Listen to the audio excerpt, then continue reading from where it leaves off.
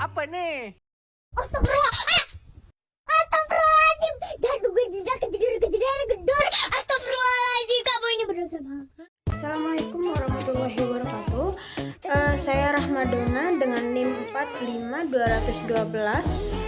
Di sini saya akan menyampaikan sedikit ulasan tentang Konfusius untuk memenuhi tugas UAS Filsafat Timur. Nah, pertama yaitu Konfusius. Konfusiusme merupakan nama aliran yang diambil dari nama seorang tokoh pemikir, yaitu Konfusius. Dia dianggap sebagai peletak dasar ajaran Konfusiusme. Muridnya cukup banyak dan berasal dari berbagai lapisan masyarakat. Di antara para pengikutnya terdapat dua tokoh yang terkenal, yaitu Huzunsu dan Meng. Pandangan dasar Konfusiusme adalah bahwa kehidupan yang tertib, damai, dan bahagia merupakan impian setiap orang. Nah, jadi pandangan dasar dari Konfusiusme ini sendiri itu adalah menciptakan ketertiban atau kedamaian dalam kehidupan setiap orang. Nah, selanjutnya di sini ada beberapa pembagian dalam Konfusiusme. Yang pertama ada Kongfutsu. Dia memandang masyarakat itu sebagai suatu struktur. Setiap lembaga merupakan substruktur yang memiliki kewajiban memenuhi tujuan struktur besarnya. Oleh karena itu, setiap substruktur harus memahami kedudukannya di dalam keseluruhan struktur.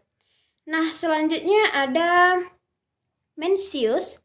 Pada kitab yang berbahasa Cina, Mencius dikenal dengan nama Mengzu atau Guru Meng. Meskipun pengikut Konfusiusme, Mencius mengembangkan sendiri pemahamannya tentang hakikat manusia. Jadi dia di sini tidak terlalu tergantung dengan aliran yang diikutinya atau tokoh-tokoh yang diikutinya. Dia menjelaskan sesuatu itu dengan pemahaman dia sendiri. Nah, menurut dia, manusia tidak hanya memiliki kemampuan berbuat baik, seperti yang diajarkan Konfusius, tetapi memang pada dasarnya baik. Nah, selanjutnya ada Sun Tzu. Salah satu pemikirannya yang terkenal adalah teorinya tentang hakikat manusia. Sun Tzu menyatakan bahwa manusia pada hakikatnya jahat. Nah, dia menyatakan bahwa manusia sejak lahir telah memiliki nafsu untuk mencari keuntungan pribadi dan kesenangan indrawi dengan tanpa memperhatikan orang lain. Manusia lahir dengan kesukaan atau keuntungan. Jika kecenderungan ini diikuti, maka mereka akan gemar bertengkar serta rakus, sama sekali tidak mengenal basa-basi dan tidak memperhatikan orang-orang lain. Nah, di sini kita bisa lihat jelas perbedaan antara Sun Tzu dengan Mencius tadi. Di Mencius tadi, dia mendefinisikan bahwa setiap manusia itu dasarnya terlahir dengan baik. Nah, sedangkan di Sun Tzu ini, dia menyatakan bahwa manusia itu dasarnya terlahir jahat. Nah, selanjutnya ada Manakib Konfusius. Konfusius atau Kongfuzi adalah seorang filsuf besar Cina yang muncul bersama pemikiran-pemikir lainnya pada era dinasti Zhou di barat pada 722 sampai 221 SM. Seperti Laozi, Han Feizi, Mozi, Mengzi, dan Hunzi.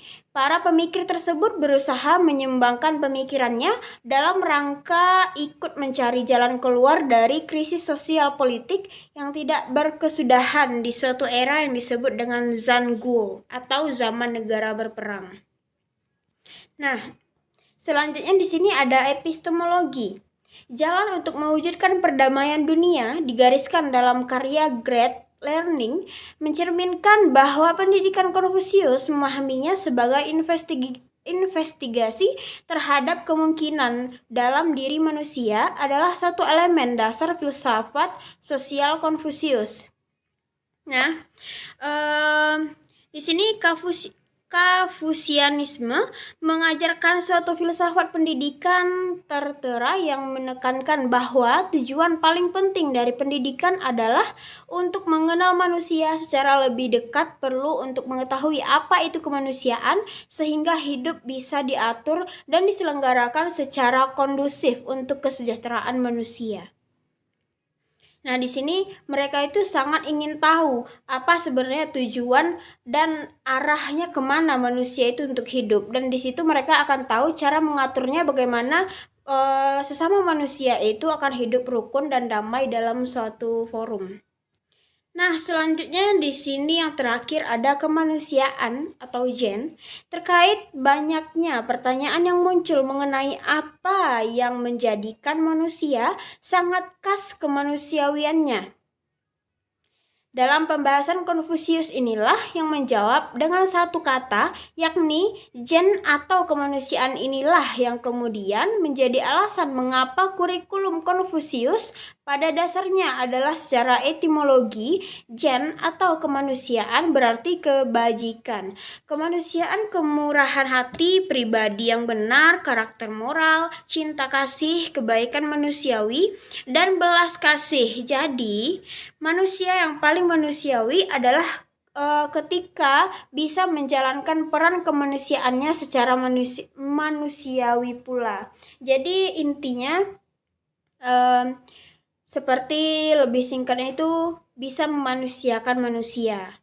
Baiklah teman-teman, mungkin sekian yang dapat saya jelaskan tentang Konfusiusme, sangat singkat bukan? Nah, jika teman-teman ingin mengetahui lebih dalam tentang Konfusiusme, nanti bisa di-searching saja dari buku ataupun dari jurnal-jurnal tertentu. Tapi sebelum saya closing pada penerangan kali ini, apakah teman-teman tahu bahwa di pemikiran-pemikiran Konfusiusme ini tuh banyak sekali orang-orang yang melontarkan quotes-quotes tentang Konfusiusme. Nah, di sini saya akan memberikan 2 quotes tentang Konfusiusme kepada teman-teman.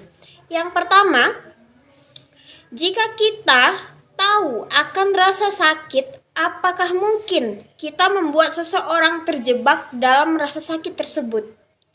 Nah, di situ teman-teman pasti tahu ya arti atau makna dari quotes tersebut. Nah, selanjutnya yang kedua, dengan proses yang berbeda, apakah pantas kita membandingkan hasilnya? Nah, jadi tidak mungkin sebagian dari teman-teman tidak tahu arti dari quotes-quotes yang saya lanturkan, dan ini adalah termasuk quotes Konfusiusme.